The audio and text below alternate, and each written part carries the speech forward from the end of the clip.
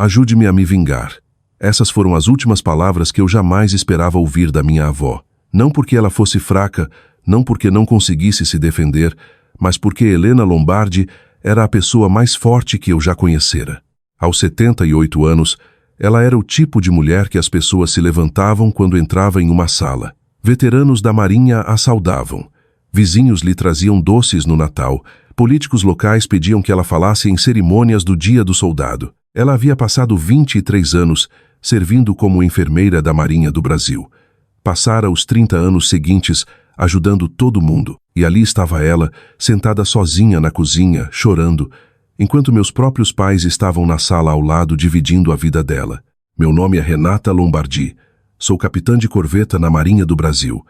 Na época em que isso aconteceu, eu havia acabado de terminar uma missão de treinamento no Rio de Janeiro, que terminou 3 dias antes do previsto. Em vez de ficar esperando na base, decidi dirigir para casa no interior de São Paulo e surpreender a vovó.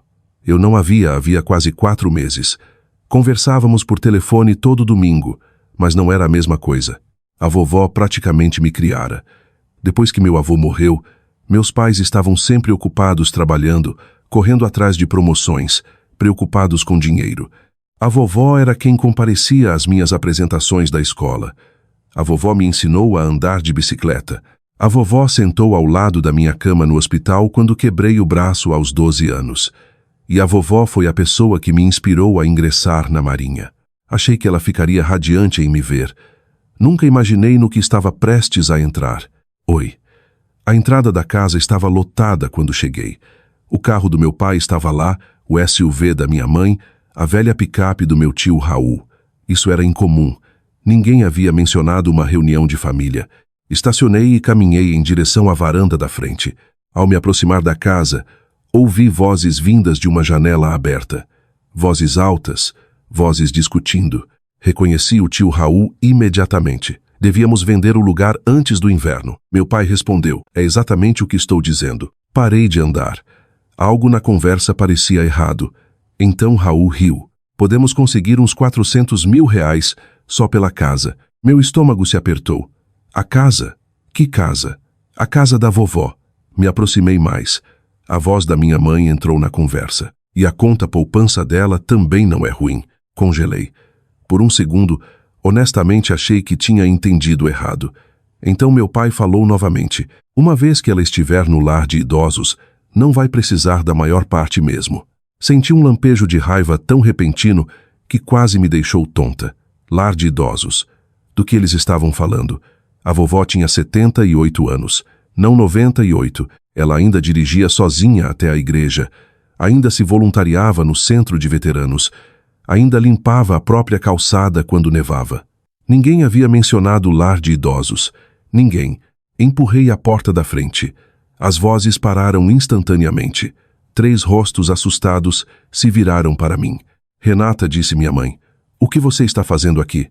Olhei para cada um deles. Ninguém sorriu. Ninguém parecia feliz em me ver. Em vez disso, pareciam desconfortáveis. Pegos no flagra. O treinamento terminou mais cedo, eu disse. Meu pai forçou uma risada. Bem, isso é uma surpresa. Olhei para os papéis espalhados sobre a mesa de centro. Estimativas de imóveis, extratos financeiros, folhetos de imobiliárias. Nenhum deles pertencia ali. Onde está a vovó? Perguntei. Ninguém respondeu imediatamente. Isso me disse tudo. Finalmente, minha mãe apontou para a cozinha. Ela está lá atrás. Encontrei-a sentada à mesa da cozinha sozinha. Uma caneca de café intocada estava na frente dela. No momento em que vi o rosto dela, meu coração se partiu. Os olhos dela estavam vermelhos, os ombros caídos. Ela parecia menor de alguma forma. Não fisicamente, espiritualmente, como se alguém tivesse tirado um pedaço dela. Vovó, chamei. Ela olhou para cima. Por um segundo pareceu confusa. Então o reconhecimento apareceu e ela sorriu. O tipo de sorriso que as pessoas dão quando estão tentando não chorar. Renata. Atravessei a sala e envolvi meus braços ao redor dela. No segundo em que fiz isso, ela desabou. Não alto, não dramaticamente, apenas lágrimas silenciosas, do tipo que dói mais. Eu a segurei enquanto a raiva queimava dentro de mim. Ninguém merecia isso, especialmente ela. Depois de vários minutos, ela finalmente se afastou. Desculpe, disse. Você não tem nada pelo que se desculpar. Ela acenou com a cabeça em direção à sala de estar. Eles estão aqui desde de manhã. Eu já sabia a quem ela se referia. O que aconteceu? A vovó olhou fixamente para o café. Por um longo momento não respondeu. Então falou baixinho. Eles acham que estou me tornando um peso. Eu não conseguia acreditar no que estava ouvindo. Um peso. Ela deu um sorriso triste. Eles dizem que estão preocupados comigo. As palavras pingavam de decepção, não de amargura. Decepção. De alguma forma, isso parecia pior. Caminhei em direção à sala de estar. Eu estava pronta para expulsar todos eles da casa. Talvez chamar a polícia, talvez chamar um advogado, talvez os dois. Mas antes de chegar à porta, uma mão se fechou ao redor do meu pulso. Olhei para baixo. A vovó, por ser uma mulher tão pequena, tinha um aperto surpreendentemente firme. Não. Eu a encarei. Bobô, por favor. Eu podia ver algo nos olhos dela. Não medo, não fraqueza, algo diferente, algo calculista, algo que eu não via havia anos. O mesmo olhar que ela costumava ter ao contar histórias sobre dias difíceis na marinha. O olhar de alguém pensando 3 passos à frente. Sentei-me novamente. Ok. Ela olhou em direção à sala de estar para ter certeza de que ninguém estava ouvindo. Então se inclinou mais perto. Tão perto que eu mal conseguia ouvir o sussurro. Eles não sabem. Franzi a testa. Eles não sabem o que. Um leve sorriso apareceu. O primeiro sorriso genuíno que eu via o dia todo. Então ela sussurrou as palavras que mudariam tudo. Ajude-me a me vingar. Eu a encarei em choque. Vovó, vingança? A mulher que passara a vida ensinando o perdão. A mulher que se voluntariava toda manhã de Natal. A mulher que nunca dissera uma palavra cruel sobre ninguém. Ela apertou minha mão. Não é o que você está pensando. Então o que você quer dizer? Ela olhou para o teto em direção ao sótão, para um lugar em que eu não pensava havia anos. Tem algo lá em cima. O quê? Os olhos dela encontraram os meus. O velho baú militar. Eu me lembrei instantaneamente. Um velho baú da marinha que o vovô guardara décadas atrás. Ninguém nunca o abrira. Ninguém. A vovó baixou a voz novamente. Eles acham que sabem tudo. O sorriso dela cresceu um pouco, mas esqueceram quem eu sou. Então ela apontou para as escadas do sótão. Ajude-me a trazê-lo para baixo. E pela primeira vez naquele dia, percebi que minha avó não estava derrotada, nem de longe.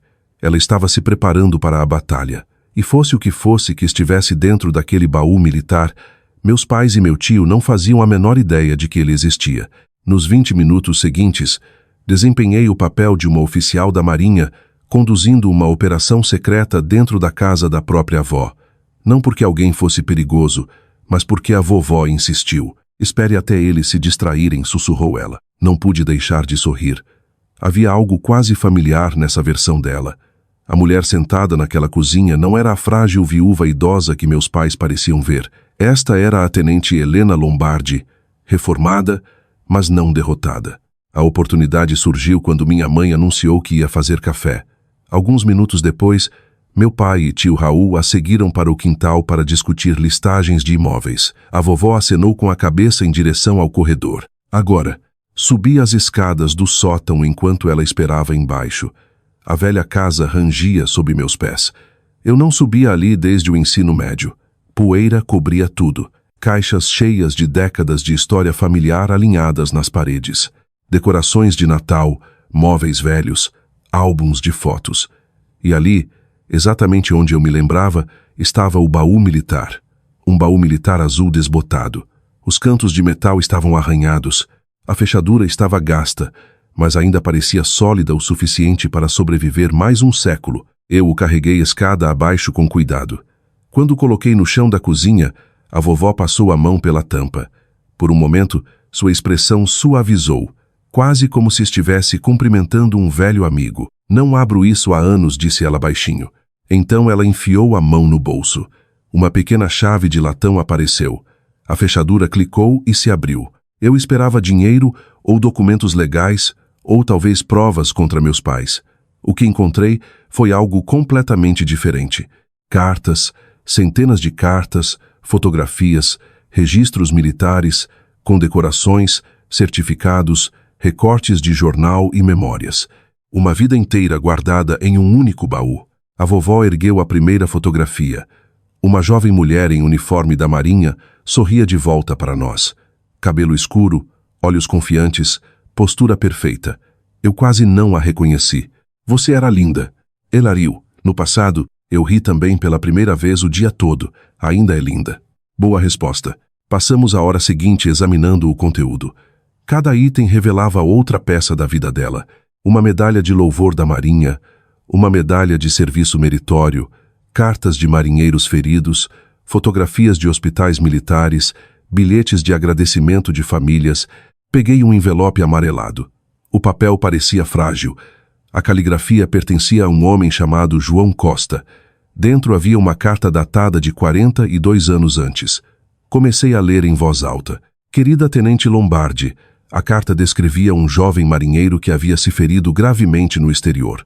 Durante a recuperação, ele ficou deprimido e quase desistiu da esperança. De acordo com a carta, a vovó o visitava todos os dias, o encorajava, o ouvia, se recusava a deixá-lo desistir. Anos depois, ele se tornou professor, depois diretor, depois avô. A frase final me fez parar. Se você não tivesse acreditado em mim, eu não teria sobrevivido tempo suficiente para conhecer meus netos. Olhei para cima.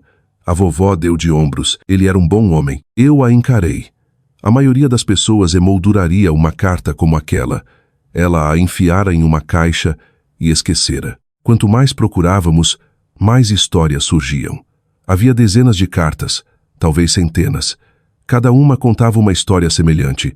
Vidas mudadas, famílias salvas, pessoas ajudadas, nenhuma das quais eu jamais ouvira antes. Por que você nunca contou isso para ninguém? Ela sorriu. Porque não era sobre mim. Essa resposta capturava perfeitamente quem ela era. Então encontramos outra pasta. Esta continha registros financeiros. Achei que fossem extratos bancários comuns. Não eram. Comecei a reconhecer nomes. Meu pai, meu tio, vários primos. O valor me chocou. 5.000, 12.000, 20.000, 35.000 reais. Empréstimo após empréstimo, ano após ano. A maioria estava marcada como pago por Helena, nunca reembolsados, nunca mencionados, nunca discutidos. Olhei para a vovó. Eles pegaram emprestado tudo isso. Ela acenou com a cabeça. Eles precisavam de ajuda. Meu maxilar se apertou. Eles algum dia pagaram você de volta? Um pequeno sorriso apareceu. Você já sabe a resposta. Eu sabia. De repente, pedaços da minha infância começaram a se encaixar. O verão em que meus pais quase perderam a casa. A vovó ajudou. O ano em que o negócio do meu tio faliu. A vovó ajudou. As contas médicas, os consertos do carro, a mensalidade da faculdade. A vovó ajudou de novo e de novo e de novo, enquanto, de alguma forma, conseguia construir uma vida própria. A constatação me deixou com raiva.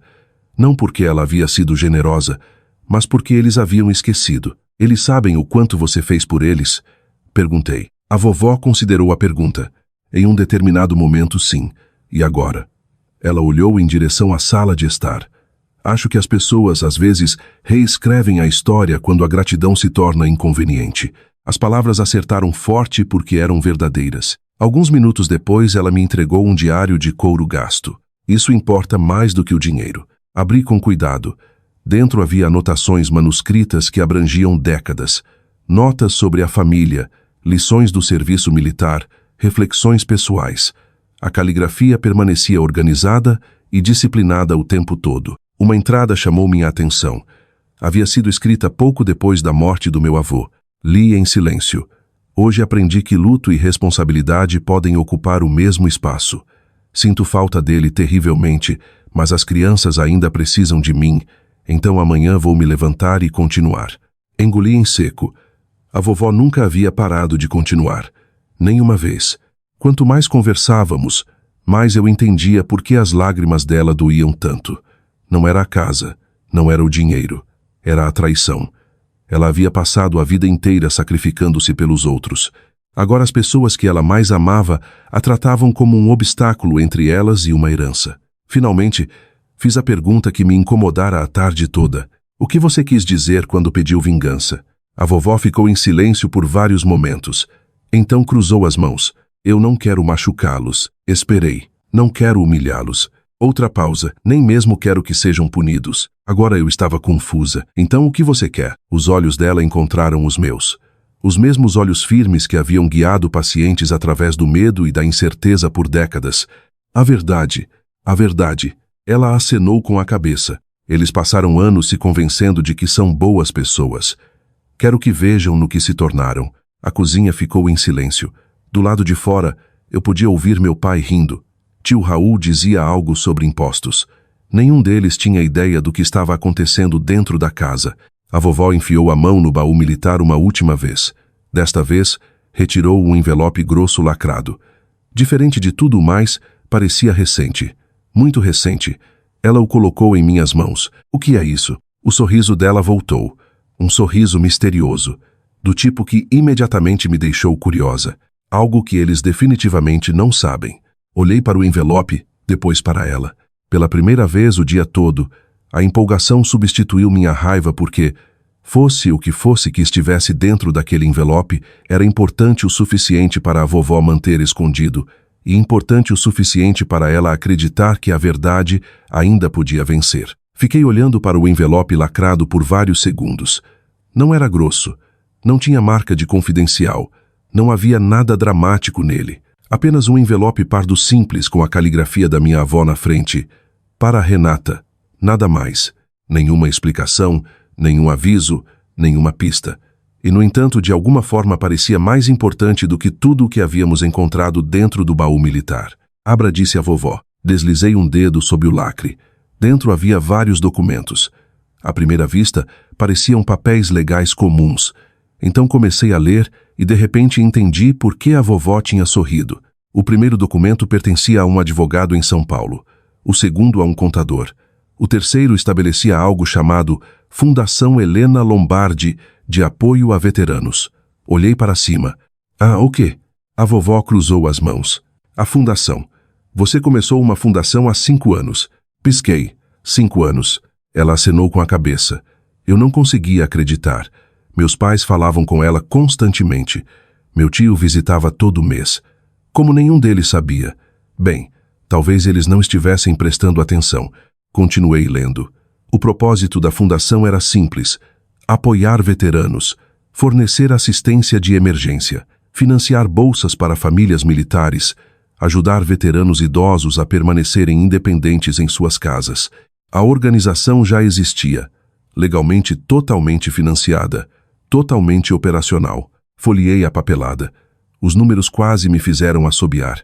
A vovó havia doado silenciosamente uma porção substancial dos seus bens. Não o suficiente para deixá-la lutando, mas o suficiente para fazer diferença por gerações. Você fez tudo isso sozinha? Ela sorriu. Tive ajuda.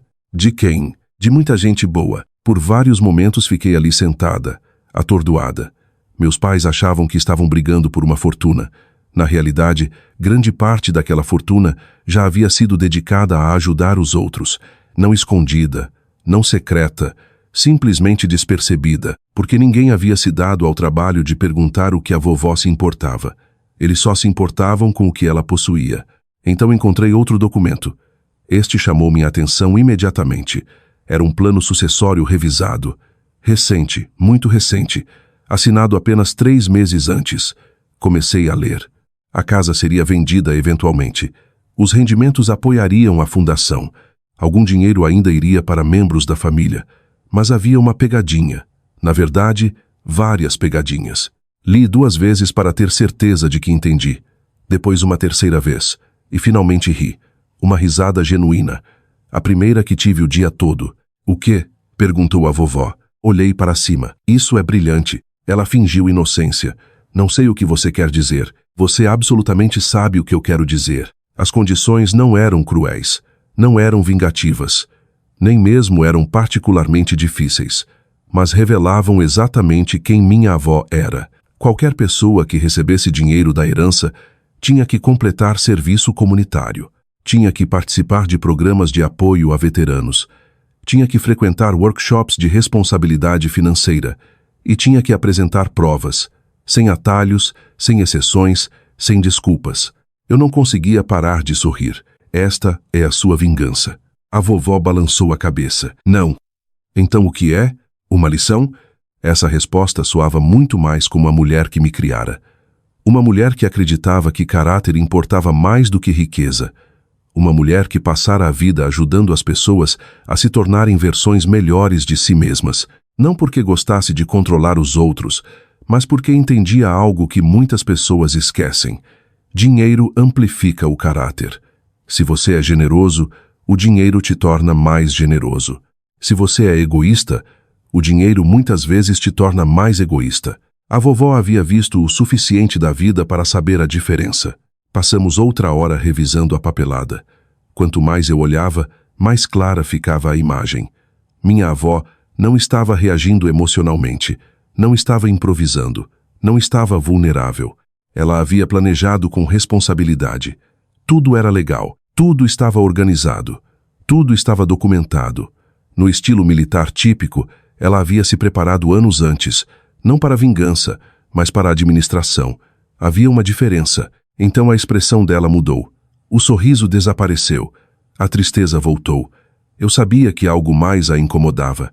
O que? Ela hesitou, então respondeu: eles têm me pressionado. Sentei-me ereta. Que tipo de pressão? Assine isso. Assine aquilo. Pense no seu futuro. Pense no que é melhor. A voz dela permaneceu calma, mas eu podia ouvir a mágoa por baixo, a decepção, a solidão. Eles continuam agindo como se eu já tivesse perdido a capacidade de tomar decisões. Isso me acertou mais forte do que eu esperava, porque muitos idosos brasileiros sabem exatamente como isso é. O momento em que as pessoas param de te ver como uma pessoa e começam a te ver como um problema, uma responsabilidade, um peso, um obstáculo. Eles pediram dinheiro diretamente? A vovó riu baixinho. Ah, sim, quão direto. Ela olhou em direção à sala de estar. Muito. Balancei a cabeça. Parte de mim queria marchar lá dentro e confrontar os três imediatamente, mas outra parte entendia o que a vovó estava tentando realizar. Ela não precisava que eu lutasse, precisava que eu testemunhasse, que visse a verdade claramente. Como se fosse uma deixa, vozes chegaram à cozinha. Meu pai, tio Raul, minha mãe, eles estavam voltando. A vovó rapidamente juntou os documentos, não porque estivesse escondendo, porque não estava pronta ainda. O momento chegaria, mas não hoje. Alguns minutos depois, todos se sentaram ao redor da mesa da sala de jantar. A atmosfera parecia estranha, artificial, como uma família fingindo que tudo estava normal. Minha mãe perguntou sobre minha missão de treinamento. Tio Raul reclamou dos preços da gasolina. Papai falou sobre política local. Enquanto isso, ninguém mencionou a papelada espalhada pela sala de estar. Ninguém mencionou lar de idosos. Ninguém mencionou herança. A desonestidade era exaustiva. Então meu pai se virou para a vovó. Estávamos pensando. As palavras me colocaram imediatamente em alerta. A vovó permaneceu calma. Ah! Ele sorriu. Um sorriso de vendedor. Um que eu já tinha visto antes. Encontramos um lar de aposentados realmente bom. A vovó tomou um gole de café. Encontraram? Minha mãe entrou na conversa. Eles têm atividades, transporte e apoio médico. Tio Raul acenou entusiasmado. Seria perfeito. Observei a vovó com atenção. A expressão dela nunca mudou. Anos de disciplina militar escondiam o que ela estava sentindo. Então papai puxou uma pasta da maleta. Lá estava. O verdadeiro motivo da visita. Papelada. Ele a deslizou pela mesa. Se você assinar estes, podemos começar os preparativos. A sala ficou muito quieta. Olhei para baixo. Formulários de transferência de propriedade. Exatamente o que eu esperava. Meu pulso acelerou. Eu queria intervir. A vovó tocou gentilmente meu braço debaixo da mesa. Uma mensagem silenciosa. Ainda não. Então ela fez algo inesperado. Sorriu, não calorosamente, não friamente, apenas com conhecimento, quase como se estivesse assistindo a um filme cujo final ela já conhecia. Empurrou a pasta de volta para meu pai. Hoje não. O sorriso dele desapareceu. Mãe, hoje não. A firmeza na voz dela surpreendeu todo mundo, inclusive a mim. Pela primeira vez naquela tarde, meu pai pareceu desconfortável, muito desconfortável. Naquela noite, depois que todos foram embora, a vovó ficou ao lado da janela da frente, observando os veículos deles desaparecerem pela rua. Nenhum de nós falou por um tempo. Finalmente, ela se virou para mim. Acho que está na hora. Hora do quê? Os olhos dela brilharam. Não de raiva, De certeza. Da reunião de família, Franzi atesta. Que reunião de família? O sorriso voltou, aquela que eles nunca vão esquecer. E de repente percebi que minha avó não estava planejando vingança. Ela estava preparando um acerto de contas, construído inteiramente sobre a verdade. Nas 2 semanas seguintes, fiquei em São Paulo. Oficialmente, eu estava usando licença acumulada antes de voltar para minha próxima missão. Extraoficialmente, estava ajudando minha avó a preparar o que ela chamava de reunião de família. No começo, presumi que ela quisesse dizer uma reunião ao redor da mesa de jantar, uma conversa difícil, uma intervenção, um confronto, algo assim. Eu estava errada. A vovó tinha algo muito maior em mente e muito mais eficaz. O planejamento começou na manhã seguinte. Sentamos à mesa da cozinha dela com café e blocos de anotações. A mesma mesa onde eu a encontrara chorando. A diferença era notável. A tristeza não havia desaparecido completamente. Mas agora havia propósito, direção, força. A mulher que eu lembrava estava voltando, não porque a dor tivesse ido embora, mas porque ela havia decidido o que fazer com ela. Quem deve estar lá? Perguntei. A vovó pensou cuidadosamente. Pessoas que sabem a verdade. Essa resposta soava simples. Não era. Na hora seguinte, ela criou uma lista. Veteranos reformados, ex-pacientes, vizinhos, membros da igreja, voluntários da comunidade, pessoas cujas vidas ela havia tocado ao longo dos anos. Os nomes preencheram várias páginas. Fiquei impressionada. Aos 78 anos, ela havia construído relacionamentos por todo o município. Não relacionamentos poderosos, mas significativos. Havia uma diferença. Um nome chamou minha atenção. Coronel Haroldo Benevides. Reconheci imediatamente. A vovó acenou com a cabeça. Reformado agora. Eu a encarei.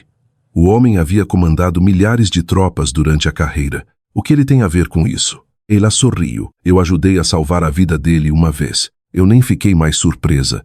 Todo dia parecia revelar outra história, outra pessoa, outra vida que ela havia mudado silenciosamente. Conforme os dias passavam, ligações foram feitas, convites estendidos. Nenhum detalhe foi compartilhado. Apenas que Helena Lombardi apreciaria a presença deles em uma reunião de família. A resposta me impressionou. Quase todos disseram sim imediatamente. Sem hesitação, sem perguntas, apenas sim. Isso sozinho me disse tudo. As pessoas a respeitavam profundamente. Enquanto isso, meus pais e tio Raul continuavam sua campanha. As ligações aumentaram, as visitas se tornaram mais frequentes, sugestões se tornaram pressão. Pressão se tornou frustração. Quanto mais a vovó adiava assinar os documentos, mais impacientes eles ficavam. Felizmente, ela havia me preparado. Observe, ela ficava dizendo. Não discuta. Então observei. Uma tarde, fiquei sentada em silêncio na sala, enquanto meu pai tentava mais uma vez. Mãe, estamos só pensando no seu futuro. A vovó acenou educadamente. Eu sei que você precisa de apoio. Eu entendo. Você não deveria lidar com tudo sozinha. Mais uma vez, ela acenou. Então fez uma pergunta simples. Se vocês estão preocupados comigo, quando foi a última vez que perguntaram o que eu quero? A sala ficou silenciosa, dolorosamente silenciosa. Meu pai abriu a boca, depois fechou porque não tinha resposta. Outro dia, tio Raul chegou carregando folhetos de comunidades de aposentadoria de luxo, residências independentes, centros de cuidados assistidos. Ele passou quase 40 minutos falando sobre comodidades, piscinas, restaurantes, transporte, atividades. Finalmente, a vovó o interrompeu. Raul, você já me visitou alguma vez este ano sem querer algo? A pergunta caiu como um martelo. O rosto dele ficou vermelho. Ele também não conseguiu responder. A verdade estava se tornando impossível de ignorar. Não porque alguém a estivesse expondo, porque ela se expunha sozinha. As pessoas se revelam eventualmente, especialmente quando o dinheiro entra na conversa. A reunião de família foi marcada para uma tarde de sábado, 3 semanas depois que encontrei a vovó chorando. O local surpreendeu todo mundo. Em vez da casa dela, ela alugou o salão comunitário anexo ao centro de veteranos local, um prédio modesto. Nada chique, mas significativo. Muito significativo. Por décadas, ela havia se voluntariado lá. Muitos veteranos a consideravam família. O dia chegou. Cheguei cedo para ajudar na organização. Fileiras de cadeiras enchiam o salão. Estações de café alinhadas em uma parede. Fotografias em mesas de exibição. Muitas vinham do baú militar. Fotografias militares. Fotografias de voluntariado. Eventos comunitários. Anos de serviço capturados em imagens. Olhando ao redor, percebi algo. Isso não era um julgamento. Não era vingança. Nem mesmo era mais sobre herança. Era sobre lembrar. Os convidados começaram a chegar logo após o meio-dia. Depois mais. Depois ainda mais. Às 13h, a sala estava quase cheia. Veteranos com bonés e jaquetas de serviço, vizinhos, amigos, ex-colegas, membros da igreja, pessoas de todos os capítulos da vida da vovó. A multidão me impressionou. Eu sabia que ela era respeitada. Não havia percebido o quanto. Então meus pais chegaram, seguidos por tio Raul. A confusão nos rostos deles foi imediata. Minha mãe olhou ao redor da sala lotada. O que é isso? Ninguém respondeu. Ainda não. Papai avistou vários líderes comunitários locais. Sua expressão mudou. Agora ele parecia nervoso. Ótimo. Talvez pela primeira vez ele percebesse que isso não seria outra conversa privada. Exatamente às 13h30, a vovó caminhou até a frente da sala. A conversa parou instantaneamente. Não gradualmente, instantaneamente. Era o tipo de respeito que ela comandava. Eu me senti orgulhosa só de observá-la. Postura ereta, expressão calma, confiança tranquila. Uma enfermeira da Marinha reformada de pé diante de uma sala cheia de pessoas cujas vidas ela havia tocado. Obrigada por virem, começou ela. Sua voz não era alta. Não precisava ser. A sala escutava. Cada palavra importava. Ela deu as boas-vindas a todos. Agradeceu. Então convidou vários convidados a falar. O que se seguiu mudou tudo. O primeiro orador foi um veterano chamado Francisco. Ele descreveu ter conhecido a vovó depois de voltar para casa lutando com depressão. Ela o ajudou a encontrar aconselhamento. Verificava como ele estava regularmente. Recusava-se a desistir dele. Sinceramente, disse ele, não sei se ainda estaria aqui sem a Helena. A sala ficou quieta. Meu pai olhou para baixo. Depois veio uma viúva cujo marido havia servido na Marinha. A vovó a ajudara a navegar pela papelada de benefícios após a morte dele por quase um ano, sem cobrar um centavo, sem buscar reconhecimento, sem contar a ninguém. A mulher chorou ao falar. Vários membros da plateia choraram com ela. História após história se seguiu.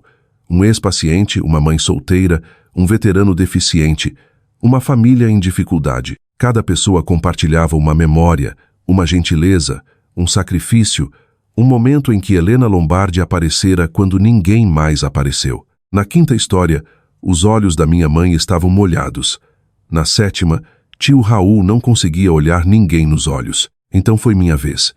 Caminhei até a frente carregando uma pasta, a mesma pasta que havíamos montado a partir do baú militar, registros financeiros, documentos de empréstimos, recibos, história, verdade. Olhei diretamente para meus pais, depois para meu tio. Minha voz permaneceu calma, profissional, medida. Anos na Marinha haviam me ensinado disciplina. Muitas pessoas aqui sabem o que a vovó fez por esta comunidade. Pausei. Mas muito poucas sabem o que ela fez pela própria família. A sala ficou imóvel, muito imóvel. Abri a pasta e comecei a ler. O primeiro empréstimo, o segundo, o terceiro, as contas de emergência que ela pagou, as hipotecas que ajudou a salvar, os negócios que resgatou, as mensalidades que financiou, um exemplo após o outro, ano após ano, década após década. Sem julgamento, apenas fatos, nada além de fatos. E com cada página que eu lia, meus pais pareciam encolher um pouco mais nas cadeiras porque, pela primeira vez na vida deles, estavam sendo forçados a ver o quadro completo. Não a versão que preferiam, a verdade. E quando finalmente cheguei à última página, a vovó se levantou lentamente. A sala se virou para ela. Ela olhou para meus pais, depois para tio Raul, e finalmente disse 6 palavras que fizeram toda a sala prender a respiração. Eu mudei meus planos sucessórios. A sala ficou tão quieta que eu conseguia ouvir o velho ar-condicionado zumbindo perto da parede dos fundos. Ninguém se mexeu. Ninguém falou. Meu pai encarou a vovó. Minha mãe parecia confusa. O rosto de tio Raul ficou pálido. Por um breve momento achei que um deles pudesse objetar. Em vez disso, eles simplesmente ficaram sentados ali esperando, assim como todo mundo, esperando para ouvir o que viria a seguir. A vovó ficou calmamente na frente da sala. Ela não estava com raiva, não estava emocional, não estava tentando envergonhar ninguém. Na verdade, parecia surpreendentemente em paz. Isso foi a primeira coisa que notei. A mulher que estivera chorando à mesa da cozinha 3 semanas antes parecia completamente diferente. Não porque a dor tivesse desaparecido, mas porque ela havia decidido enfrentá-la, e há um tipo de força que vem dessa decisão. Uma força quieta, uma força permanente, do tipo que ninguém pode tirar. Ela olhou ao redor da sala para os veteranos, para os vizinhos, para os amigos e finalmente para os filhos. Minha casa será vendida eventualmente. Ninguém reagiu. Essa parte não era surpreendente. Minhas economias e bens restantes serão distribuídos de acordo com o novo plano sucessório. Ainda nenhuma reação. Então ela continuou. A maior parte da minha herança vai apoiar a Fundação Elena Lombardi de Apoio a Veteranos. Alguns murmúrios se espalharam pela multidão. Meu pai piscou. Que fundação? A pergunta escapou antes que ele pudesse se conter. A vovó se virou para ele. Aquela que eu estabeleci há 5 anos. A expressão no rosto dele foi inesquecível. Choque. Choque puro. Ele olhou para minha mãe. Minha mãe olhou para tio Raul. Nenhum deles sabia do que ela estava falando porque nenhum deles nunca havia perguntado. A vovó continuou. A fundação fornecerá bolsas, assistência de emergência e apoio habitacional para veteranos e famílias militares. Vários veteranos acenaram aprovando. Um senhor idoso enxugou discretamente os olhos. A sala entendia exatamente o que isso significava. O serviço de Elena Lombardi não estava terminando. Estava continuando muito depois que ela se fosse. Então veio a parte que mudou tudo. Membros da família ainda podem receber parte da herança. O alívio apareceu imediatamente no rosto do meu pai. Então a vovó terminou a frase. Mas apenas depois de cumprir certas condições, o alívio desapareceu. Meu advogado se levantou e distribuiu cópias dos documentos da herança. As pessoas começaram a ler lentamente, com cuidado. As condições eram exatamente como eu lembrava. Serviço comunitário, trabalho voluntário, programas de apoio a veteranos, cursos de responsabilidade financeira, prova de conclusão, participação real, não gestos simbólicos, não assinaturas em papel, esforço real, serviço real, crescimento real. Meu pai olhou para cima primeiro. Você está falando sério? A vovó sorriu gentilmente. Muito. Minha mãe falou em seguida. Por que você faria isso? A resposta veio imediatamente. Porque dinheiro sem caráter é perigoso. Ninguém discutiu. Ninguém podia. Pela primeira vez naquela tarde, tio Raul se levantou. Ele parecia desconfortável, quase vulnerável. Eu não entendo. A vovó acenou com a cabeça. Isai. A voz dele suavizou. Você acha que somos más pessoas? A pergunta surpreendeu todo mundo, especialmente a mim, porque soava honesta, não defensiva, não raivosa. Honesta. A vovó pensou por vários segundos antes de responder. Não. A sala permaneceu silenciosa. Não, Raul. Eu não acho que vocês sejam más pessoas. Então por quê? Os olhos dela se moveram lentamente pela sala em direção aos 3. Vocês esqueceram o que importa. Foi isso. Não ganância, não maldade, não crueldade. Por anos, eles simplesmente haviam se desviado. Haviam se concentrado em posses, problemas, contas, herança, os detalhes práticos da vida. E em algum momento ao longo do caminho, esqueceram gratidão, esqueceram perspectiva, esqueceram as pessoas. Então a vovó disse algo que nunca esquecerei. A coisa mais triste não é que vocês quiseram meu dinheiro. Ela pausou. A coisa mais triste é que nenhum de vocês perguntou se eu estava feliz. Nenhum deles olhou para ela. Nenhum. Porque sabiam que ela estava certa. Várias pessoas na plateia baixaram a cabeça. Algumas acenaram discretamente. Não porque estivessem julgando minha família, porque reconheciam a verdade. Muitas famílias passam por alguma versão disso. As pessoas ficam ocupadas. A vida fica complicada. Boas intenções desbotam. Relacionamentos se tornam transações. E às vezes ninguém nota até que o dano já tenha sido feito. Então, algo inesperado aconteceu. Minha mãe começou a chorar. Não lágrimas dramáticas, não lágrimas buscando atenção. Lágrimas reais, do tipo que chegam quando uma pessoa finalmente se vê claramente. Ela cobriu a boca, balançou a cabeça e sussurrou 3 palavras. Desculpe, mãe. A sala permaneceu silenciosa. A vovó não correu para confortá-la. Não correu para perdoar. Lá também. Em vez disso, permitiu que o momento existisse. Permitiu que a verdade respirasse. Alguns segundos depois, meu pai se levantou. Eu nunca o vira tão derrotado. Não depois de perder empregos. Não depois de dificuldades financeiras. Não depois de anos difíceis. Isso era diferente. Isso não era fracasso. Era vergonha. E a vergonha é mais difícil porque vem de dentro. Eu achei que estávamos ajudando. A palavra soou fraca até para ele. A vovó acenou com a cabeça. Acredito que parte de você pensou isso. A honestidade da resposta dela me impressionou. Ela não estava tentando destruí-lo. Não estava reescrevendo a história. Estava reconhecendo a complexidade. Seres humanos raramente são inteiramente egoístas ou inteiramente altruístas. Geralmente somos ambos ao mesmo tempo. Meu pai olhou para baixo, depois sentou-se lentamente de volta na cadeira. Pela primeira vez naquele dia, ele parou de se defender, parou de explicar, parou de justificar e simplesmente escutou. A reunião continuou por quase outra hora. As pessoas compartilharam memórias. Perguntas foram respondidas. Detalhes legais foram explicados. Mas a atmosfera havia mudado completamente. A herança não era mais o foco. Caráter era. Legado era. Serviço era. As coisas que a vovó mais se importava. Eventualmente, a multidão começou a ir embora. Veteranos apertaram a mão dela. Vizinhos a abraçaram. Amigos a agradeceram. Um a um, partiram até que apenas a família restasse. Apenas nós 5. O salão de repente parecia muito maior, muito mais quieto. Ninguém falou por vários momentos. Então tio Raul finalmente quebrou o silêncio. Eu te devo um pedido de desculpas. A vovó acenou com a cabeça. Sim. Foi uma resposta tão simples e, no entanto, de alguma forma perfeita. Não cruel, não dramática, apenas honesta. Minha mãe se moveu primeiro. Ela atravessou a sala e envolveu os braços ao redor da vovó. As 2 mulheres choraram. Anos de mal-entendidos, anos de suposições, anos de distância, não apagados, mas finalmente reconhecidos. Meu pai se juntou a elas um momento depois. Depois tio Raul. Logo os 4 estavam juntos. Uma família quebrada tentando encontrar o caminho de volta. Não consertada, não curada, mas se movendo na direção certa. Enquanto observava a vovó olhar em minha direção, um pequeno sorriso apareceu. O mesmo sorriso que ela usara no dia em que pediu vingança. E de repente entendi. Isso nunca havia sido vingança. Não realmente. Não havia vencedores, não havia perdedores, não havia destruição, não havia humilhação. Apenas verdade. Verdade entregue com coragem suficiente para mudar as pessoas.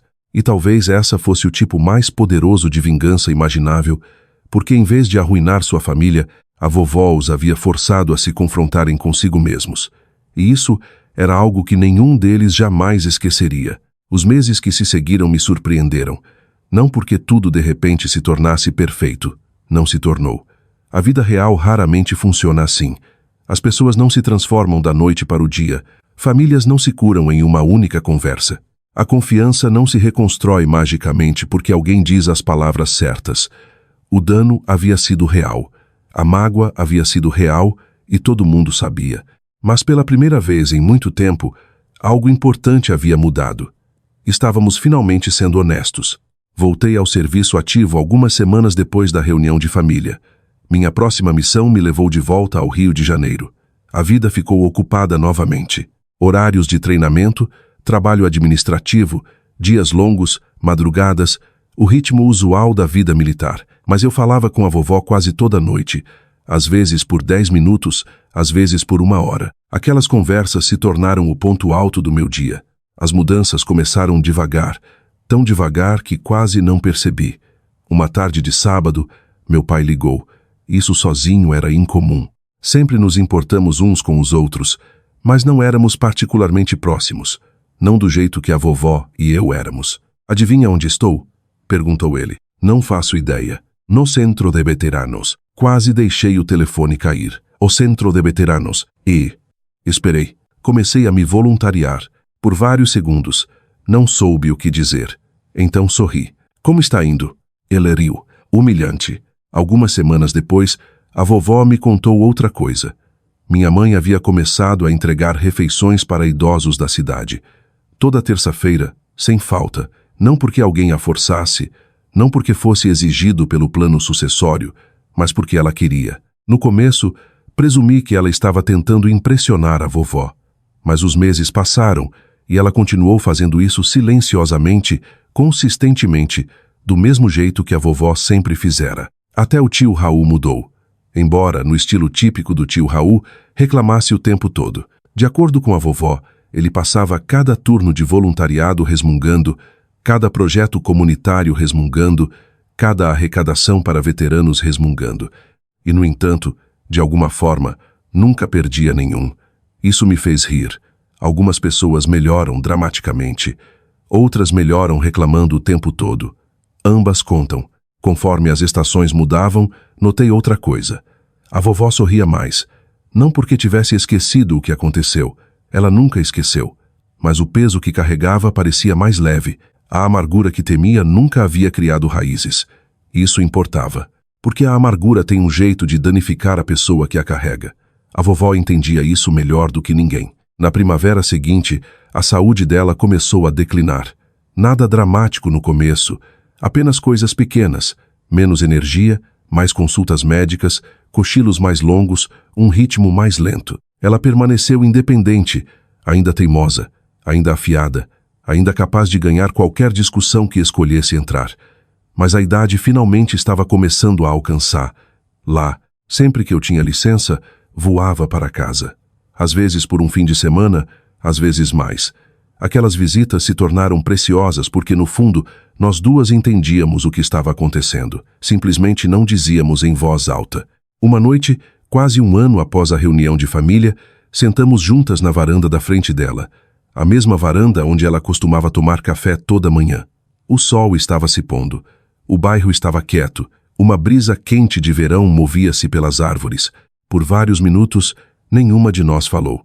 Simplesmente observamos a noite se instalar sobre a cidade que ela amava. Então a vovó quebrou o silêncio. Você se lembra do que eu te pedi naquele dia? Sorri, ajude-me a me vingar. Ela riu baixinho. Essa não foi minha melhor escolha de palavras. Não, mas chamou sua atenção. Definitivamente chamou minha atenção. Por um tempo ela ficou olhando o pôr do sol. Então sua expressão ficou pensativa. Renata. Sim. Preciso que você lembre de algo. Sempre que a vovó usava aquele tom, eu escutava com atenção porque lições importantes geralmente vinham em seguida. As pessoas vão te decepcionar. Acenei com a cabeça. Isso não era exatamente novidade. A vida já havia me ensinado isso. Às vezes elas vão te trair. Outra verdade, uma dolorosa. Mas essa não é a parte importante. Esperei. Ela se virou para mim. Aqueles olhos azuis familiares permaneciam tão firmes como sempre. A parte importante é o que você faz depois. Não disse nada. Queria ouvir cada palavra. Você pode ficar com raiva, pode ficar cínica, pode passar o resto da vida tentando machucar as pessoas que te machucaram. Ela pausou. Muitas pessoas fazem isso. A brisa da noite agitou as árvores. Um cachorro latiu em algum lugar ao longe. Tudo parecia estranhamente pacífico. Então ela estendeu a mão e apertou minha mão, do mesmo jeito que fizera no dia em que a encontrei chorando. Só que agora não havia lágrimas, não havia medo, não havia dor, apenas sabedoria. Não se torne como eles. As palavras pousaram gentilmente, mas poderosamente. Mesmo quando as pessoas merecem, perguntei. Ela sorriu. Especialmente então, pensei nos meus pais, no tio Raul na reunião de família, em toda a raiva que carregara aquele dia. E de repente entendi o que ela queria dizer. Justiça importava, verdade importava, responsabilização importava, mas se tornar cruel na busca por essas coisas vinha com um custo muito alto, um que a vovó se recusara a pagar. Caráter, disse ela baixinho, é o que você escolhe quando está machucada. Soube imediatamente que lembraria daquela frase pelo resto da vida. 3 meses depois, Elena Lombardi faleceu pacificamente durante o sono. Ela tinha 79 anos. O funeral encheu a igreja. Veteranos, vizinhos, amigos, líderes comunitários, ex-pacientes, famílias militares, pessoas de todos os capítulos da vida notável dela. Alguns viajaram centenas de quilômetros para comparecer. Outros ficaram do lado de fora porque não havia espaço suficiente dentro. Eu nunca vira nada parecido. Durante o serviço, história após história foi compartilhada. Histórias de gentileza, histórias de sacrifício, histórias de coragem, histórias de serviço. E enquanto escutava, percebi algo. A maior coisa que a vovó deixou para trás não foi a casa, não foram suas economias, nem mesmo a fundação. Foi o exemplo que ela deu. Uma vida construída sobre dignidade, responsabilidade, compaixão e graça. Hoje a fundação continua seu trabalho. Meu pai ainda se voluntaria. Minha mãe ainda entrega refeições. Tio Raul ainda reclama e ainda aparece. A família não é perfeita, nunca será. Mas estamos melhores do que éramos. Porque uma mulher extraordinária se recusou a responder à traição com ódio. Se há uma lição que carrego da vida da minha avó, é esta. Você não pode controlar como as pessoas te tratam. Não pode controlar as escolhas delas. Não pode controlar os fracassos delas. Mas pode controlar quem você se torna por causa delas. E às vezes a vitória mais forte não é fazer as pessoas sofrerem. É se recusar a perder seu caráter enquanto busca justiça. Se a história de Helena Lombardi tocou você, reserve um momento para pensar em alguém que moldou sua vida através da gentileza, do sacrifício ou da força silenciosa. Talvez dê uma ligação para essa pessoa. Talvez agradeça enquanto ainda pode. E se esta história lembrou você de alguém especial, sinta-se à vontade para compartilhá-la com outros que possam apreciar sua mensagem. Obrigada por passar este tempo comigo e obrigada por ajudar a manter vivas histórias como a da minha avó.